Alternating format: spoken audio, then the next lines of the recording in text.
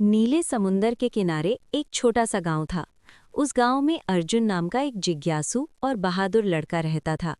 उसे बचपन से ही समुंदर के रहस्यों के बारे में जानने का शौक था। गांव के बुजुर्ग हमेशा कहते थे कि समुंदर की गहराई में एक रहस्यमयी खजाना छिपा है, जिसकी रक्षा एक भयानक और विशाल समुद्री सांप करता है। लोग उस कहानी को सुनकर डर जाते थे, लेकिन अर्जुन के मन में डर की जगह जिज्ञासा थी। एक दिन अर्जुन अकेले ही अपनी छोटी नाव लेकर समुंदर में निकल पड़ा। हवा शांत थी और पानी बिल्कुल साफ। अचानक उसकी नज़र पानी के अंदर चमकती हुई रोशनी पर पड़ी। वो हैरान हो गया। उसने हिम्मत करके पानी में छलांग लगा दी और नीचे तैरने लगा। जैसे जैसे वो गहराई में गया, रोशनी और तेज होती गई। वहां उसने एक पुराना टूटा हुआ जहाज देखा। जहाज के अंदर सोने के सिक्के, हीरे और अनमोल जवाहरात चमक रहे थे। अर्जुन की आंखें आश्चर्य से फैल गईं। उसने ऐसा खजाना पहले कभी नहीं देखा था। लेकिन तभी अचानक पानी में हलचल होने लगी। एक विशाल काला समुद्री सांप धीरे धीरे खजाने के पीछे से बाहर आया।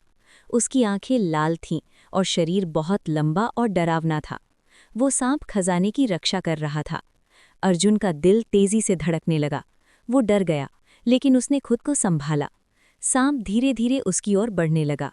अर्जुन को समझ आ गया कि अगर वो घबराया तो वो बच नहीं पाएगा।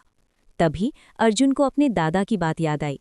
समुंदर के जीव डर को महसूस करते हैं, लेकिन बहादुरी और शांति उन्हें रोक सकती है। अर्जुन ने भागने के बजाय शांत रहने का फैसला किया। उसने धीरे धीरे पीछे हटना शुरू किया और सांप की आंखों में देखा। कुछ पल के लिए सांप रुक गया। ऐसा लगा जैसे वो अर्जुन की बहादुरी को समझ रहा हो।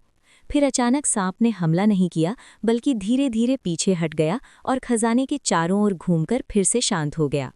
अर्जुन समझ गया कि ये खजाना लालच के लिए नहीं, बल्कि एक रहस्य है जिसकी रक्षा होनी चाहिए। उसने खजाने को छुआ भी नहीं और धीरे धीरे ऊपर की ओर तैरने लगा। जब वो सतह पर पहुंचा तो उसने राहत की सांस ली। उसका दिल अभी भी तेज धड़क रहा था, लेकिन उसके चेहरे पर मुस्कान थी।